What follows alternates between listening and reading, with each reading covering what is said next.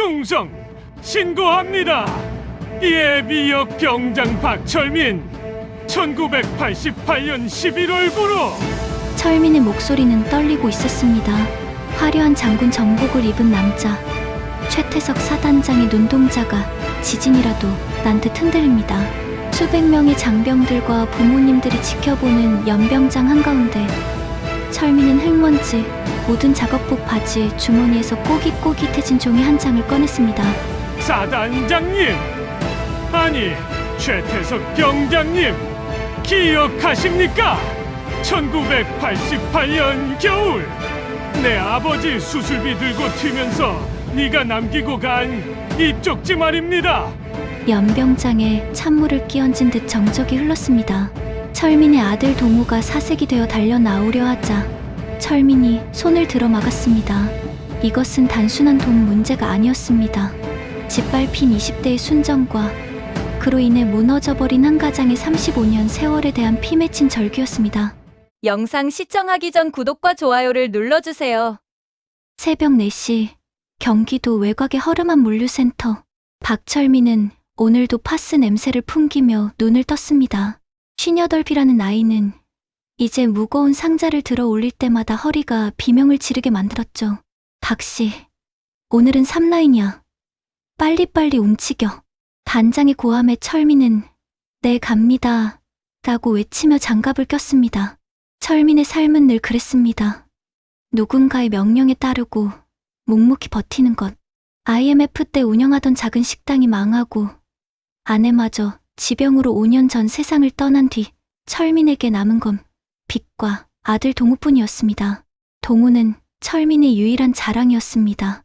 가난 때문에 대학도 제대로 뒷바라지 못했지만 동우는 원망 한마디 없이 아르바이트를 하며 장학금을 탔고 3개월 전 씩씩하게 입대했습니다. 아버지, 저 최전방 수색대 지원했어요. 멋지죠? 입대하던 날 까까머리를 긁적이며 웃던 아들의 모습이 떠오를 때마다 철민은 무너질 것 같은 다리에 다시 힘을 주었습니다. 점심시간 식판에 담긴 식은 제육볶음을 깨작거리는데 휴대폰이 울렸습니다. 그린캠프 28사단 김동우 이병. 동우야, 밥은 먹었냐? 훈련은 안 힘들고? 아빠, 나 잘 지내요. 여기 선임들도 다 좋고. 아, 맞다. 아빠, 이번 달 말에 부대 개방 행사하는 거 알죠? 꼭 오실 수 있어요? 동우의 목소리에 기대감이 잔뜩 묻어 있었습니다. 철민은 낡은 작업복 바지를 내려다보며 잠시 망설였습니다. 남들처럼 번듯한 양복 입고 좋은 차 타고 가서 아들 기 살려주고 싶은데 현실은 시궁창이었으니까요. 그럼 가야지. 우리 아들이 오라는데 아빠가 맛있는 거 사갈게. 진짜요? 와, 다행이다. 사실 이번에 우리 부대에 높은 분이 오시거든요. 사단장님이 직접 부모님들과 간담회도 하신대요. 아빠 옛날 군대 얘기하는 거 좋아하잖아요. 오면 재밌을 거예요. 철민은 쓴웃음을 지었습니다. 군대 얘기라. 철민에게 군대는 추억이 아닌 악몽의 시작점이었습니다. 그래, 알았다. 훈련 다치지 말고. 전화를 끊은 철민은 한숨을 내쉬었습니다. 주머니 속에 꼬깃한 1,000원짜리 몇 장을 만지작거리며 자판기 커피를 뽑았습니다. 종이컵에서 피어오르는 김 사이로 잊고 싶었던 1988년의 그 차가웠던 겨울바람이 불어오는 것만 같았습니다. 그때 철민의 인생을 송두리째 바꿔버린 그 사건만 아니었더라도 지금 이렇게 살고 있지는 않았을 텐데요. 박씨, 뭐해? 탑차 들어왔어. 철민은 다시 현실로 돌아와 빈 컵을 구겨 쓰레기통에 던졌습니다. 하지만 가슴 한구석이 왠지 모르게 싸하게 아려왔습니다. 마치 폭풍우가 몰아치기 전 무릎이 쑤시는 것처럼 말이죠. 일주일 뒤 철민은 아들을 보러 가기 위해 무리해서 월차를 냈습니다. 장롱 깊숙이 처박아 두었던 10년도 더 된 양복을 꺼내 입었습니다. 좀이 쓸어 군데군데 삭은 냄새가 났지만 페브리즈를 듬뿍 뿌리고 다림질을 하니 그럭저럭 봐줄 만했습니다. 경기도 연천으로 가는 시외버스 안. 철민은 차창 밖 풍경을 보며 동우가 보낸 편지를 다시 꺼내 읽었습니다. 아빠, 우리 사단장님 진짜 대단하신 분이래요. 이름이 최태석 장군님이신데 병사들 복지에 엄청 신경 써주시고 전설적인 일화도 많대요. 아빠 군 생활할 때랑 비슷하게 입대하셨다던데 혹시 아는 분은 아니겠죠? 하하, 최태석. 철민의 심장이 덜컥 내려앉았습니다. 버스 바퀴가 포트홀을 지나며 쿵 하고 흔들릴 때 철민의 머릿속도 함께 유동쳤습니다. 아니겠지. 이름이 흔하니까 세상에 최태석이 한둘이야? 철민은 애써 고개를 저었습니다. 하지만 손끝이 미세하게 떨려왔습니다. 기억의 늪 바닥에 가라앉아 있던 진흙탕 물이 다시 떠오르는 기분이었습니다. 1988년 강원도 철원의 최전방 지피 이등병 박철민에게 병장 최태석은 하늘 같은 선임이자 유일하게 따뜻하게 대해주던 형님이었습니다.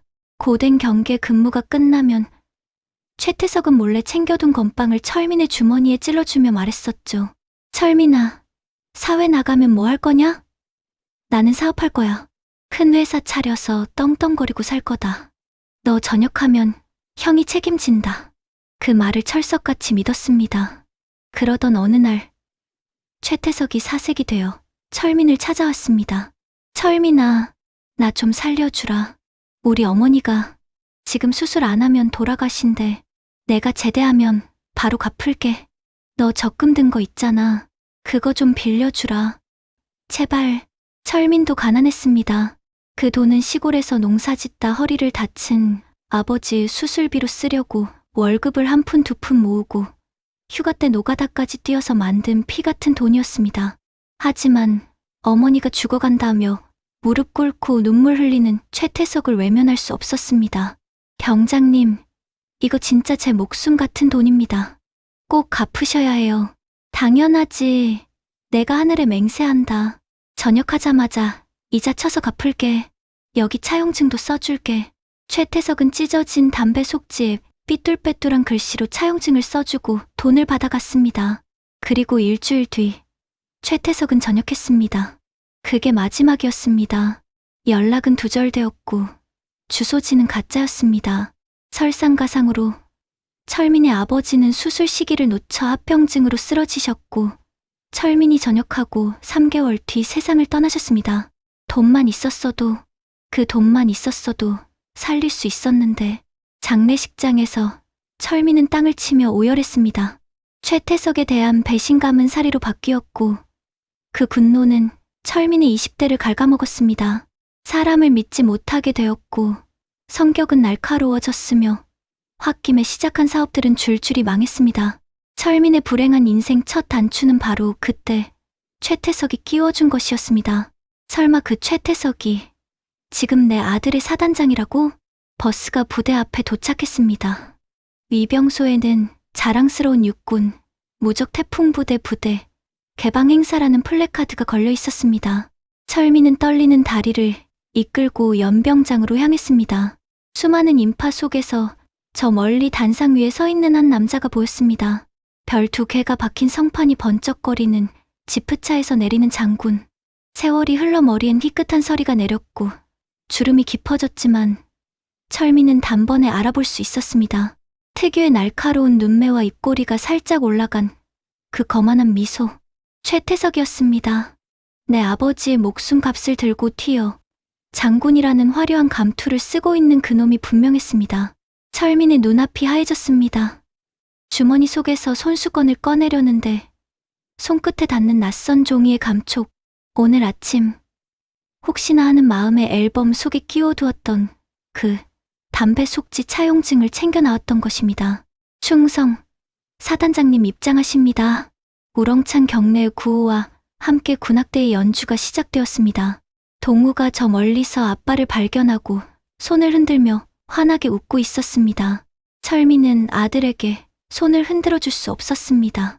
피가 거꾸로 솟는다는 말이 무엇인지 실감하고 있었으니까요. 단상에 오른 최태석 사단장이 마이크를 잡았습니다. 반갑습니다, 부모님들. 저도 군에 아들을 보낸 아버지의 마음으로 이 자리에 섰습니다. 우리 장병들은 제 아들, 아니 제 생명과도 같습니다. 신의와 의리, 그것이 군인의 본분 아니겠습니까? 신의, 의리, 철민의 입에서 헛웃음이 터져 나왔습니다. 속에서 뜨거운 무언가가 울컥 올라왔습니다. 지금 당장 저 단상으로 뛰어 올라가 멱살을 잡고 소리치고 싶었습니다. 내 돈 내놔.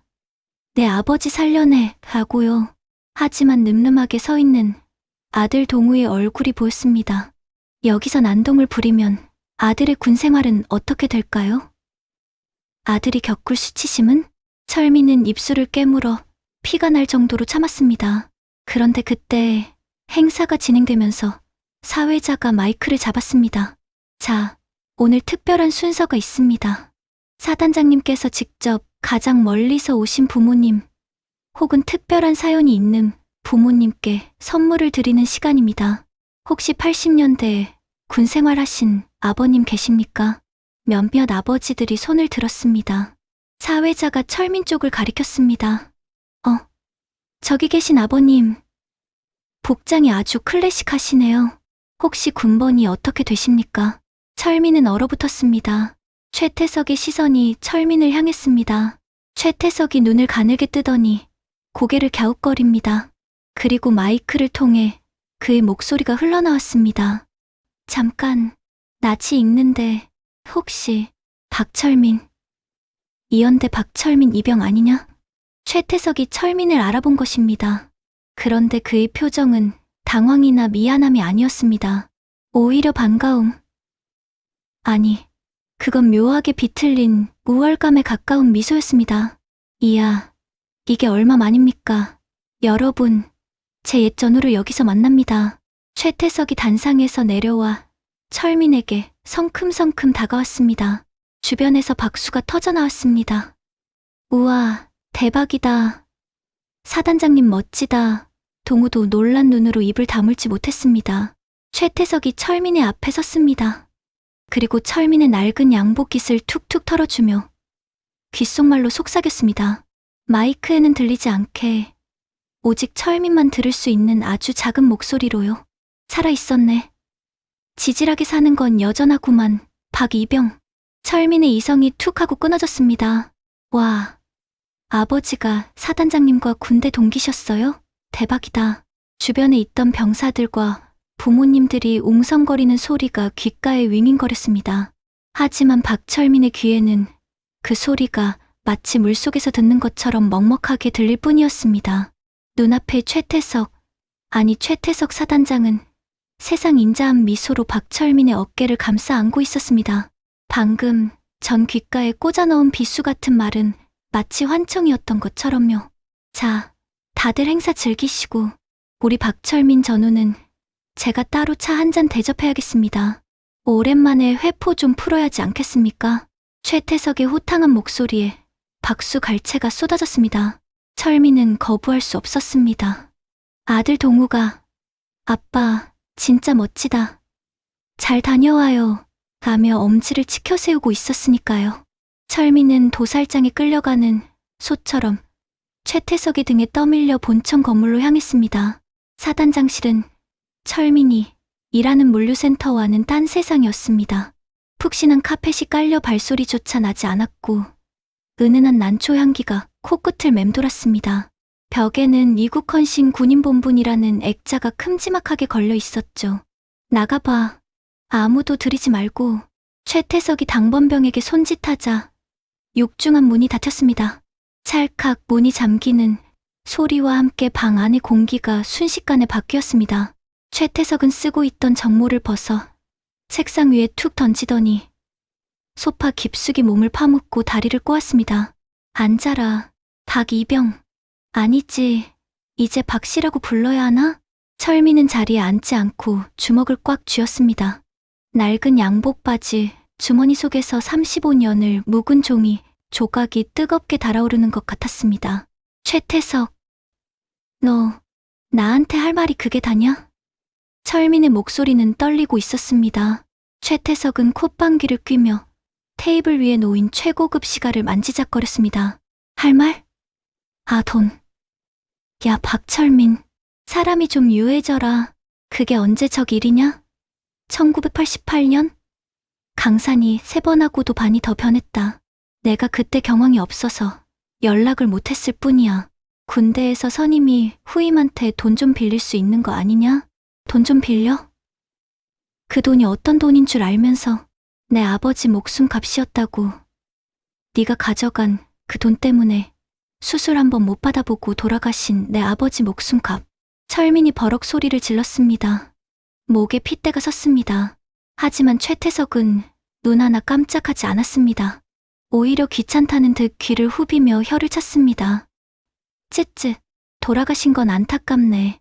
근데 말이야, 냉정하게 따져보자. 그 돈 없었어도 돌아가실 분 아니었냐? 총구석 노인네 명줄 붙잡는다고 그 돈 썼으면 너는 더 빚더미에 앉았을걸? 오히려 내가 네 인생 구제해준 거야. 철민의 눈앞이 붉어졌습니다. 이성은 끊어졌고 본능적으로 최태석의 멱살을 잡으려 달려들었습니다. 하지만 최태석의 입에서 나온 한마디가 철민의 발을 바닥에 못 박아 버렸습니다. 김동우 이병. 철민이 멈칫했습니다. 최태석은 비릿한 미소를 지으며 천천히 일어났습니다. 네 아들내미 이름 맞지? 일중대 3소대 김동우. 눈빛이 똘망똘망하니 군생활 잘하게 생겼더만. 아버지가 사단장 멱살 잡고 행패 부리면 그 아들 군생활이 참 다이내믹해지겠어. 안 그러냐? 협박이었습니다. 그것도 가장 비열한 방식의 협박. 철민은 부들부들 떨리는 손을 내릴 수밖에 없었습니다. 자신이 여기서 난동을 부리면 그 피해는 고스란히 동우에게 돌아갈 것이 뻔했습니다. 여기는 군대였고 최태석은 이 구역의 왕이었습니다. 최태석은 지갑을 꺼내더니 5만 원짜리 지폐 뭉치를 테이블 위에 툭 던졌습니다. 자, 받아라. 그때 빌린 돈 원금에 이자까지 쳐서 100만 원이다. 넉넉하지? 요즘 택배 상하차 한다고 고생한다며? 이거 가지고 가서 고기나 사 먹고 조용히 살아. 예전우 체면 구기게 하지 말고. 철민은 테이블 위에 흩어진 돈을 내려다보았습니다. 그 돈은 마치 오물처럼 보였습니다. 철민은 차라리 그 돈을 최태석의 얼굴에 뿌리고 싶었습니다.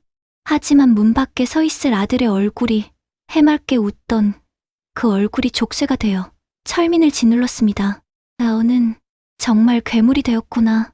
철민은 돈에는 손도 대지 않고 뒤돌아섰습니다. 문고리를 잡는 손이 땀으로 미끄러웠습니다. 등 뒤에서 최태석의 비웃음 섞인 목소리가 들려왔습니다. 괴물이 아니라 성공한 거야. 박철민, 세상은 원래 이런 놈이 이기는 거다. 주제 파악 좀 하고 살자. 응. 철민은 도망치듯 사단장실을 빠져나왔습니다. 복도의 차가운 공기가 뜨거워진 얼굴을 식혔지만 가슴 속에 타오르는 불길은 꺼지지 않았습니다. 이것은 끝이 아니었습니다. 전쟁의 서막일 뿐이었습니다. 부대를 빠져나오는 철민의 발걸음은 천근만근이었습니다. 위병소 앞까지 배웅 나온 동우는 아무것도 모른 채 싱글벙글 웃고 있었습니다. 아빠, 사단장님이랑 무슨 얘기 하셨어요? 선임들이 다들 저보고 보열 패밀리래요. 아빠 덕분에 군생활 완전 풀릴 것 같아요. 아들의 들뜬 목소리가 철민의 가슴을 후벼 팠습니다. 철민은 억지로 입꼬리를 올리며 동우의 어깨를 두드렸습니다. 그래, 다행이다. 동우야, 몸 조심하고 무슨 일 있으면 바로 아빠한테 전화해라. 알았지? 에이, 무슨 일 있겠어요? 사단장님이 아빠 친구분이신데 걱정 마세요. 멀어지는 아들을 보며 철민은 차마 발길이 떨어지지 않았습니다. 최태석이 동우를 볼모로 잡고 있다는 생각에 숨이 턱턱 막혀왔습니다.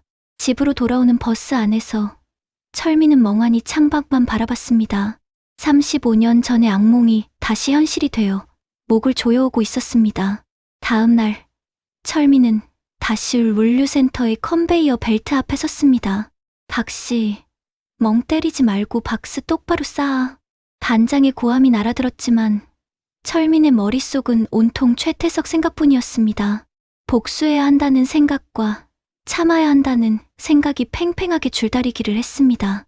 점심시간, 철민은 편의점 구석에 앉아 스마트폰으로 무료 법률 상담을 검색했습니다. 지푸라기라도 잡는 심정으로 전화를 걸었습니다. 저 35년 전에 빌려준 돈을 못 받았는데요. 차용증도 있습니다. 아, 선생님. 민사 채권 소멸시효는 10년입니다. 35년이면 법적으로는 청구할 방법이 전혀 없습니다. 게다가 상대방이 고위공직자라면 사실상 증거 불충분으로 명예훼손 역고소를 당하실 수도 있어요. 변호사의 건조한 답변은 철민에게 확인 사살이나 다름없었습니다. 법은 힘없는 자의 편이 아니었습니다. 철민은 힘없이 전화를 끊었습니다. 주머니 속에 꼬깃꼬깃한 차용증을 꺼내보았습니다. 빛바랜 종이 위에 적힌 일금 50만 원정. 그 글씨가 흐릿해져 형체를 알아보기 힘들었습니다. 그때였습니다. 모르는 번호로 전화가 걸려왔습니다. 박철민 씨 되십니까? 여기는 사단장님 공관입니다. 철민의 심장이 덜컥 내려앉았습니다.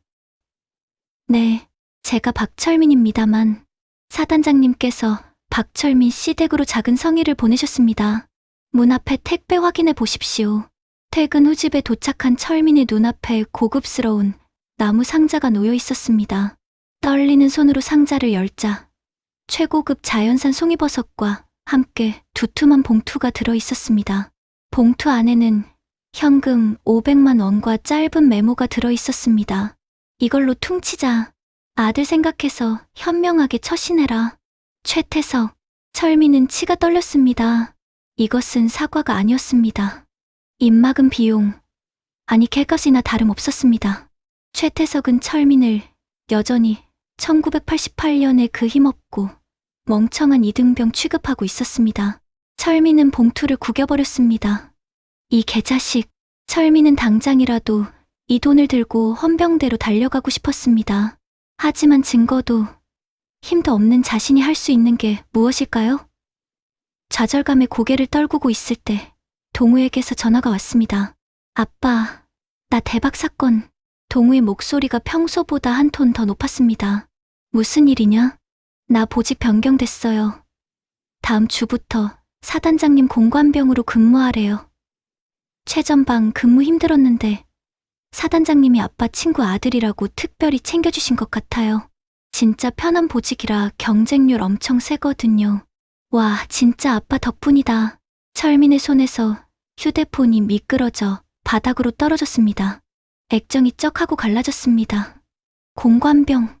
사단장이 집에서 먹고 자며 수발을 드는 병사. 그것은 혜택이 아니었습니다. 최태석이 동우를 자신의 눈앞에 두고 철민을 완벽하게 통제하겠다는 인질선언이었습니다. 동우는 지금 호랑이 아가리 속으로 제 발로 걸어 들어가고 있는 것이었습니다. 아빠, 여보세요? 아빠? 바닥에 떨어진 휴대폰 너머로 동우의 목소리가 들려왔습니다. 철민은 깨진 액정 위로 비친 자신의 얼굴을 보았습니다. 늙고 지치고 겁에 질린 패배자의 얼굴. 하지만 그 눈동자 깊은 곳에서 아주 작은 불씨가 타오르기 시작했습니다. 35년 동안 묵혀왔던 분노가 아들을 지켜야 한다는 부성애와 만나 폭발 직전의 압력으로 변하고 있었습니다. 철민은 주먹으로 바닥을 내리쳤습니다. 쿵, 쿵. 더 이상 물러설 곳은 없었습니다. 법이 안 된다면, 힘이 안 된다면 다른 방법으로라도 싸워야 했습니다. 아들이 그 더러운 소나기에서 노란하게 둘 수는 없었습니다. 철민은 구겨진 500만 원 봉투를 다시 펴고 책상 서랍 깊숙한 곳에서 먼지 쌓인 낡은 녹음기를 꺼냈습니다. 그리고 휴대폰을 들어 어디론가 전화를 걸었습니다. 기억 저편, 잊고 살았던, 아니 잊으려 노력했던 또 다른 이름 하나가 떠올랐기 때문입니다. 여보세요. 거기 해남 식당이죠. 혹시 강만수 병장님 계십니까? 저 이연대 박철민입니다. 강만수, 1988년 당시 행정반 선임이자 최태석이 차용증을 쓸 때 옆에서 도장을 찍어줬던 유일한 목격자. 철민의 반격은 이제부터 시작이었습니다. 비가 억수같이 쏟아지는 밤이었습니다. 하늘에 구멍이라도 난 듯 퍼붓는 빗줄기가 박철민의 낡은 우산을 사정없이 때렸습니다. 철민은 전라남도 해남의 한어름한 횟집 앞에 서 있었습니다. 간판에 만순의 횟집이라는 글자는 칠이 벗겨져 만자가 희미하게 지워져 있었습니다. 만수 형님, 제발. 철민은 심호흡을 하고 미닫이 문을 열었습니다. 비린내와 곰팡이 냄새가 섞인 눅눅한 공기가 훅 끼쳐왔습니다. 텅 빈 홀 구석, 파리 한 마리만 윙윙거리는 테이블에 쭈그리고 앉아 소주를 까고 있는 사내. 흰 머리가 듬성듬성하고 등이 굽은 그는 35년 전 행정반의 호랑이 강만수 병장이었습니다. 형님, 저 철민입니다. 만수가 고개를 들었습니다.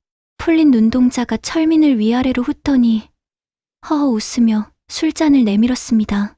어이구, 이게 누구야? 박철민이 아니냐? 살아있었네? 앉아라, 한 잔 받아. 철민은 자리에 앉지 않았습니다. 지금 술 타령이나 하고 있을 때가 아니었습니다. 형님, 긴 말 안 하겠습니다. 최태석 그놈, 지금 사단장 달고 떵떵거리고 삽니다. 근데 그놈이 제 아들을 인질로 잡고 있어요. 형님이 증인 좀 서주십시오. 1988년 겨울, 그놈이 차용증 쓰고 돈 가져갈 때 형님이 도장 찍어주셨잖습니까? 법정에서 그 말 한마디만 해주시면 됩니다. 철민은 젖은 양복 안주머니에서 꼬깃한 차용증을 꺼내 테이블 위에 올렸습니다. 만수의 시선이 차용증에 머물렀다. 이내 허공으로 흩어졌습니다. 철민아, 늙으니까 기억이 가물가물하다. 내가 그런 걸 찍었었나? 형님. 철민이 테이블을 쾅 내리쳤습니다. 소주병이 휘청거렸습니다. 무슨 소리입니까? 형님이 그때 그러셨잖아요. 태석이 이놈 안 갚으면 내가 책임진다고. 제 아버지 수술비인 거 다 알고 계셨으면서 어떻게 모른 척을 합니까? 만수는 고개를 숙인 채 마른 세수만 했습니다. 그때 만수의 휴대폰이 징하고 울렸습니다. 문자 메시지의 알림음이었습니다. 만수가 황급히 휴대폰을 뒤집었지만 철민의 눈이 더 빨랐습니다. 액정에 뜬 입금 알림 메시지. 입금 300만 원 보내는 분 최태석. 철민의 심장이 멎는 것 같았습니다. 빗소리가 아득하게 멀어졌습니다. 형님, 설마 최태석이랑 연락하고 있었습니까? 만수는 떨리는 손으로 소주잔을 입에 털어넣으며 울먹였습니다. 철민아, 나도 죽겠다. 마누라는 뇌졸중으로 쓰러져서 병원비만 한 달에 200이 넘고 가게는 파리만 날리고 태석이님이 입단속만 해주면 병원비 대준다고 하더라. 나 좀 살려주라. 네가 한 번만 눈 감아주면 안 되냐? 사람입니까? 형님이 사람이에요? 내 아들은요. 저놈 밑에서 죽어가는 내 아들은 어쩌라고. 철민은 만수의 멱살을 잡고 흔들었습니다. 하지만 힘없이 축 늘어진 늙은 사내를 때릴 수도 없었습니다. 만수는 어린애처럼 엉엉 울기 시작했습니다. 철민은 비참함에 치를 떨며 횟집을 뛰쳐나왔습니다. 믿었던 마지막 동아줄이 썩은 동아줄이었습니다. 그때 주머니 속 휴대폰이 미친 듯이 울렸습니다. 발신자는 내 아들 동우였습니다.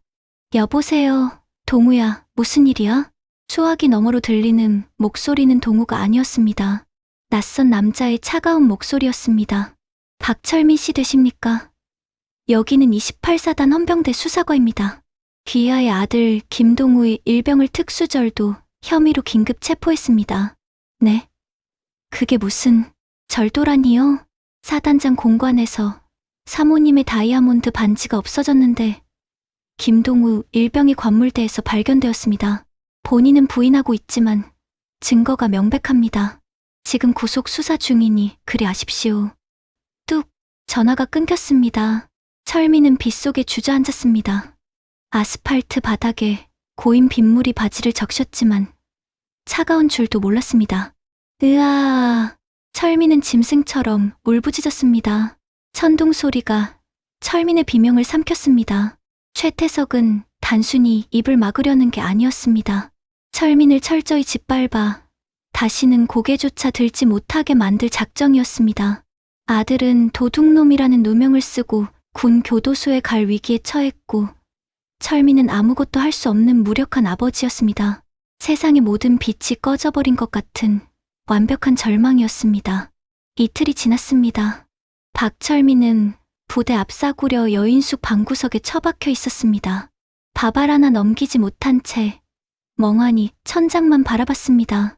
벽지 곳곳에 핀 곰팡이가 마치 자신의 인생 같았습니다. 여기서 죽어버릴까. 나쁜 생각이 꼬리를 물었습니다. 아들 볼 면목도 없고 최태석을 이길 방법도 없었습니다. 법도 돈도 사람도 모두 최태석의 편이었습니다. 철미는 품속에서 동우가 훈련소 수료식 때 써준 편지를 꺼냈습니다. 아빠, 나 군대 가서 진짜 멋진 남자 되어 올게요. 아빠 어깨 펴게 해줄게요. 사랑해요. 눈물이 말라버린 눈에서 다시 뜨거운 것이 흘러내렸습니다. 죽을 때 죽더라도 아들의 누명은 벗겨줘야 했습니다. 그게 아비된 도리였습니다. 철미는 비틀거리는 몸을 일으켜 세수했습니다. 거울 속에 비친 남자의 눈빛이 달라져 있었습니다. 슬픔은 분노로, 분노는 서늘한 살기로 변해 있었습니다. 최태석, 네가 내 아들 인생을 망치려 들어? 내 목숨을 걸고서라도 너는 죽인다. 철미는 여인숙을 나섰습니다. 무작정 부대 정문으로 가서 1인 시위라도 할 작정이었습니다. 피켓을 만들 종이를 구하러 편의점에 들어가려던 찰나 누군가 철민의 팔을 낚아챘습니다. 박철민 씨 맞습니까? 검은 모자를 푹 눌러 쓴 젊은 남자였습니다. 날카로운 눈매에 다부진 체격, 군인이 분명해 보였습니다. 철민이 경계하며 팔을 뿌리쳤습니다. 누구요?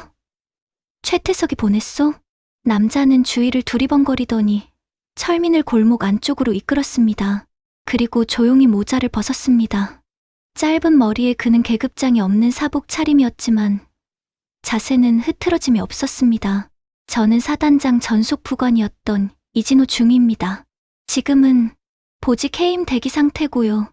전속부관? 그럼 최태석에게 노릇하던 놈 아니야. 철민이 멱살을 잡으려 하자 이중위가 고개를 숙였습니다. 죄송합니다. 욕하셔도 좋습니다.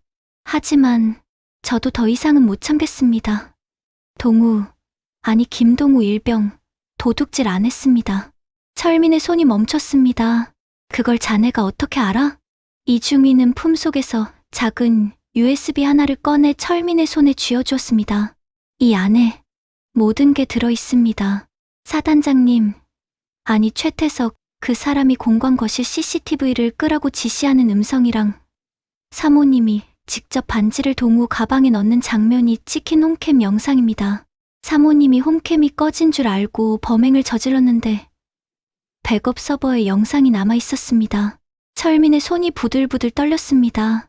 이것은 단순한 증거가 아니었습니다. 핵폭탄이었습니다. 자네, 이걸 왜 나한테 주나? 이러면 자네도 무사하지 못할 텐데. 이중희가 씁쓸하게 웃었습니다. 저도 군인입니다, 아버님. 명예를 먹고 사는 군인입니다. 제 동기가 최태석 사단장의 운전병이었는데 작년에 의문사했습니다. 단순 자살로 처리했지만 사단장 폭언과 가혹행위 때문인 거 부대 사람은 다 압니다. 동우까지 그렇게 만들 수는 없었습니다. 이중희의 눈시울이 붉어졌습니다. 그는 철민에게 고개를 깊이 숙여 경례했습니다. 부디 이 썩어 빠진 고리를 끊어주십시오. 저희 힘없는 간부들이 할 수 없는 일을 아버님은 하실 수 있을 것 같아서 찾아왔습니다. 철민은 USB를 꽉 쥐었습니다. 손바닥에 자국이 남을 정도로 세게 쥐었습니다. 1988년 그 춥고 배고팠던 시절 뺏겼던 것은 돈이었지만 지금 되찾은 것은 희망이자 정이었습니다. 철민은 이중희의 어깨를 두드려 주었습니다. 고맙네. 정말 고맙네. 내 이 은혜는 죽어서도 잊지 않으마. 자네 군복 부끄럽지 않게 해주겠네. 이중희가 떠나고 철민은 다시 혼자가 되었습니다. 하지만 이제는 외롭지 않았습니다. 든든한 무기가 손에 들려 있었으니까요. 철민은 곧바로 근처 PC방으로 향했습니다. 냄새나는 낡은 양복을 입은 중년 남자가 화려한 게이밍 의자에 앉은 모습이 어색했지만 철민의 표정은 비장했습니다. 컴퓨터를 켜고 동영상 편집 프로그램을 열 줄 몰라 한참을 헤맸습니다. 옆자리의 중학생에게 음료수를 사주며 부탁해 겨우 영상을 확인했습니다. 화면 속에서 최태석의 아내가 싸늘한 표정으로 반지를 동우의 가방 깊숙이 찔러 넣고 있었습니다. 그리고 뒤이어 최태석의 목소리가 녹음된 파일이 재생되었습니다. 야, 김동우, 그 새끼 확실하게 조져. 아비란 놈이 감히 나한테 기어올라? 싹 다 밟아버려. 철민은 이어폰을 낀 채 주먹을 입에 물고 오열했습니다. 분노와 안도감이 뒤섞인 뜨거운 눈물이었습니다. 이제 반격의 시간입니다. 철민은 눈물을 닦고 포털 사이트의 국방부 민원 게시판과 주요 방송사 제보란을 띄웠습니다. 그리고 유튜브 채널 개설 페이지를 열었습니다. 35년 전에 박철민은 힘없이 당했지만 지금의 박철민은 아버지라는 이름으로 무장한 전사였습니다. 그는 키보드 위에 손을 올렸습니다. 독수리 타법이었지만 한 글자 한 글자에 영혼을 실었습니다. 제목 투스타 사단장의 두 얼굴, 그리고 내 아들의 억울함을 고발합니다. 엔터키를 누르는 순간 철민의 가슴속 응어리가 터져나가는 기분이었습니다. 세상이 뒤집힐 시간이 다가오고 있었습니다. 다음 날 아침, 대한민국이 발칵 뒤집혔습니다. 박철민이 밤새 떨리는 손으로 올린 영상은 조회수 300만 회를 돌파하며 인기 급상승 동영상 1위에 올랐습니다. 충격 단독, 사단장, 사무의 다이아 반지 자작극과 폭언 녹취록, 댓글창은 분노로 불타올랐습니다. 이게 군대냐? 조폭이지. 당장 사단장 파면하고 구속 수사해라. 아버지의 눈물이 너무 가슴 아프다. 여론은 걷잡을 수 없이 악화되었고 국방부 게시판은 마비되었습니다. 청와대 국민청원까지 등장했습니다. 하지만 최태석은 만만한 상대가 아니었습니다. 오전 10시 사단 본부에서 긴급 기자회견이 열렸습니다. 수많은 카메라 플래시가 터지는 가운데 최태석은 억울하다는 표정으로 마이크 앞에 섰습니다. 국민 여러분, 참으로 비통합니다. 불순한 의도를 가진 세력이 악의적으로 조작된 딥페이크 영상과 음성을 유포하여 신성한 군의 명예를 훼손하고 있습니다. 저는 결백합니다. 해당 병사의 아버지는 과거 저에게 금전을 요구하다 거절당한 앙심을 품고 이런 짓을 저지른 것입니다. 뻔뻔함의 극치였습니다. 최태석은 눈 하나 깜짝하지 않고 철민을 돈 뜯어내려는 사기꾼으로 몰아갔습니다. TV로 생중계를 지켜보던 국민들은 혼란에 빠졌습니다. 조작이라고? 하긴 요즘 기술이 좋으니까. 여론이 반신반의하며 흔들리기 시작했습니다. 그때였습니다. 기자회견장 뒤편이 소란스러워졌습니다. 비켜. 내가 증인이다. 내 아들을 도둑으로 몬 놈이 누군지 내가 똑똑히 말해주마. 낡은 양복을 입은 박철민이었습니다. 헌병들이 그를 막아서며 제지했습니다. 거기 서시오. 여기는 통제구역입니다. 철민은 헌병들에게 팔이 꺾인 채로 소리쳤습니다. 최태석, 네가 인간이냐? 1988년 내 아버지 수술비 떼먹고 도망친 것도 모자라. 이제는 내 아들 인생까지 망치려 들어? 내 눈 보고 말해봐. 이게 조작이야? 기자들이 일제히 뒤를 돌아 카메라를 철민에게 돌렸습니다. 생중계 카메라가 철민의 절규하는 얼굴을 클로즈업했습니다. 최태석의 얼굴이 흙빛으로 변했습니다. 저 미치광이를 당장 끌어내. 최태석이 고함을 질렀습니다. 하지만 그때 기자들 사이에서 또 한 명이 걸어 나왔습니다. 정복을 단정하게 차려입은 이진호 중이었습니다. 잠깐만 기다려 주십시오. 이중일의 우렁찬 목소리에 장내가 조용해졌습니다. 이중일은 떨리지만 단호한 손길로 자신의 군번줄을 풀러 탁자 위에 올려놓았습니다. 전사단장 전속부관 중위 이진호입니다. 저는 오늘 제 군복을 걸고 진실을 밝히러 왔습니다. 방금 사단장님이 말씀하신 조작설은 모두 거짓입니다. 원본 데이터가 담긴 서버 기록과 사단장님이 은폐를 지시한 자필 메모가 여기 있습니다. 이중희가 제시한 서류와 추가 증거들이 기자들 앞에 펼쳐졌습니다. 결정적으로 사건 당일 공관을 방문했던 외부 업체 직원의 블랙박스 영상까지 공개되었습니다. 거기에는 최태석이 아내에게 반지 잘 처리했지. 그놈 아들 콩밥 좀 먹여야 정신 차리지 라고 말하며 웃는 모습이 선명하게 찍혀 있었습니다. 기자회견장은 순식간에 아수라장이 되었습니다. 셔터 소리가 기관총처럼 쏟아졌습니다. 최태석은 다리에 힘이 풀려 휘청거렸습니다. 그토록 견고해 보였던 그의 성벽이 와르르 무너져 내리는 순간이었습니다.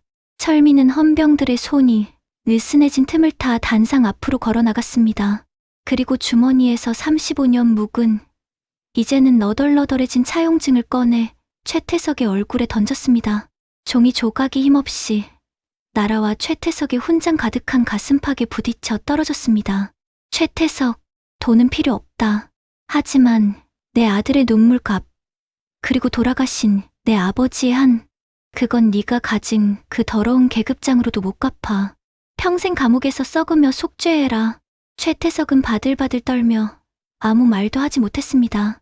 그의 눈동자는 초점을 잃고 허공을 헤맸습니다. 고지어 국방부 검찰단 수사관들이 들이닥쳤습니다. 최태석 소장, 귀하를 직권남용, 무고, 뇌물수수 및 증거인멸, 교사 혐의로 긴급 체포합니다. 양손에 차가운 수갑이 채워졌습니다. 번쩍이던 은색 수갑은 그의 화려한 견장보다 더 눈부시게 빛났습니다. 최태석은 고개를 푹 숙인 채 끌려나갔습니다. 수많은 카메라가 그의 뒷모습을 찍었습니다. 철민은 그 자리에 주저앉았습니다. 다리에 힘이 풀려 일어설 수가 없었습니다. 엉엉 소리 내어 울었습니다. 승리의 기쁨보다는 지난 35년의 세월이 너무나 서러워서, 그리고 지켜낸 아들이 너무나 보고 싶어서 하염없이 눈물을 쏟았습니다. 그날 저녁, 구치소에서 풀려난 동우가 부대 정문으로 걸어 나왔습니다. 며칠 사이 헬쑥해진 얼굴이었지만 아빠를 보자마자 환하게 웃으며 달려왔습니다. 아빠, 동우야. 두 부자는 서로를 부둥켜 안고 한참을 놓지 않았습니다. 철민의 낡은 양복, 어깨가 동우의 눈물로 젖어들었습니다. 밤하늘에는 별이 유난히 밝게 빛나고 있었습니다. 마치 철민의 아버지가 하늘에서 내려다보며 고생했다, 내 아들, 하고 위로해주는 것 같았습니다. 계절이 2번 바뀌었습니다. 찬바람이 불던 겨울이 지나고 아카시아 향기가 흩날리는 따스한 5월이 되었습니다. 최태석은 군사법원에서 징역 5년을 선고받고 불명예 전역했습니다. 그의 비리가 고구마 줄기처럼 엮여 나와 연금까지 박탈당했다는 뉴스가 신문 한 구석을 장식했습니다. 배신했던 강만수 병장, 아니 강 씨는 철민을 찾아와 무릎을 꿇고 빌었지만 철민은 그저 건강 챙기쇼라는 말만 남기고 돌아섰습니다. 용서하지 않았지만 더 이상 미워하는데 감정을 낭비하고 싶지도 않았기 때문입니다. 철민은 여전히 물류센터에서 일하고 있습니다. 하지만 예전에 그 구분 등의 박 씨가 아니었습니다. 동료들은 그를 장군 잡음 박 반장님이라 부르며 따랐습니다. 부당한 업무 지시가 내려오면 앞장서서 목소리를 내는 든든한 형님이 되었습니다. 박 반장님, 오늘 아드님 제대하는 날이라면서요? 얼른 가보세요. 마무리는 우리가 할게. 그래. 미안해서 어쩌나. 고맙네. 내 내일 거하게 한턱 쏠게. 철민은 작업복을 갈아입고 콧노래를 흥얼거리며 터미널로 향했습니다. 오늘은 동우가 만기 전역하는 날입니다. 누명을 벗은 뒤 의병 제대를 권유받았지만 동우는 아빠 아들답게 당당하게 마치고 나가겠다며 남은 군 생활을 훌륭하게 마쳤습니다. 터미널 앞 순대국밥집. 철민은 보글보글 끓는 순대국밥 2그릇을 시켜놓고 아들을 기다렸습니다. 잠시 후 예비군 마크를 단 군복을 입은 동우가 씩씩하게 들어왔습니다. 충성, 예비역 병장 김동우, 전역을 명받았습니다. 예, 신고합니다. 오냐. 아이고, 우리 아들, 고생 많았다. 진짜 고생했어. 철민은 아들의 손을 꼭 잡았습니다. 굳은 살이 박인 아들의 손이 어느새 자신의 손보다 더 크고 단단해져 있었습니다. 아빠, 이거 받으세요. 동우가 가방에서 봉투 하나를 꺼내 철민에게 내밀었습니다. 이게 뭐냐? 군대에서 월급 모은 거예요. 적금 탔거든요. 그리고 이건 선물. 봉투와 함께 작은 상자를 열자 빨간 내복이 나왔습니다. 야, 이 녀석아. 요즘 세상에 무슨 빨간 내복이냐. 철민은 퉁명스럽게 말했지만 입가에 번지는 미소를 감출 수 없었습니다. 눈시울이 뜨거워졌습니다. 1988년 자신은 아버지에게 수술비는커녕 빚만 남겨드리고 떠나보냈는데 아들은 이렇게 훌륭하게 자라 아비의 마음을 데워주고 있었습니다. 아빠, 나 복학하면 알바도 하고 열심히 살게요. 우리 이제 빚도 없고 꿀릴 것도 없잖아요. 행복하게 살아요. 우리. 동우가 순대국밥에 깍두기를 얹어주며 말했습니다. 철미는 국밥을 한 술 크게 떴습니다. 뜨끈한 국물이 식도를 타고 넘어가 얼어붙었던 가슴 속 응어리들을 녹여내리는 것 같았습니다. 그래, 행복하자.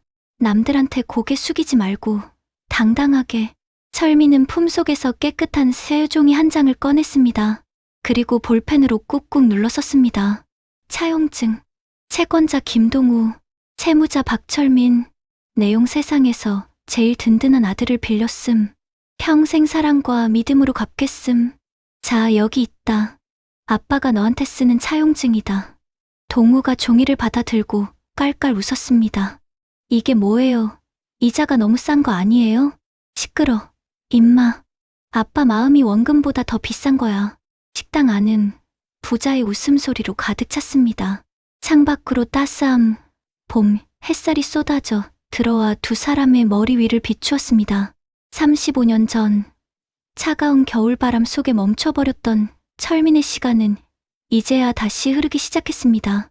희망이라는 따뜻한 봄바람을 타고서 말입니다. 철민은 소주 한 잔을 입에 털어넣으며 속으로 되뇌었습니다. 아버지, 보고 계시죠?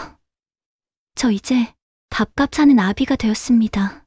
그의 낡은 군번줄은 더 이상 수치심의 상징이 아니었습니다. 가족을 지켜낸 훈장이 되어 철민의 가슴 속에서 영롱하게 빛나고 있었습니다. 안녕하세요, 여러분. 이야기의 주인공 박철민입니다. 어느덧 제 나이 60을 바라봅니다.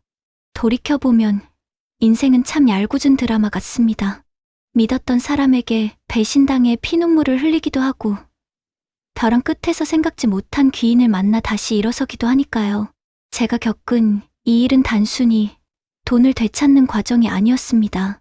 그것은 나라는 사람의 존엄을 되찾고 무엇보다 내 아이에게 정의는 살아있다는 것을 보여주기 위한 투쟁이었습니다.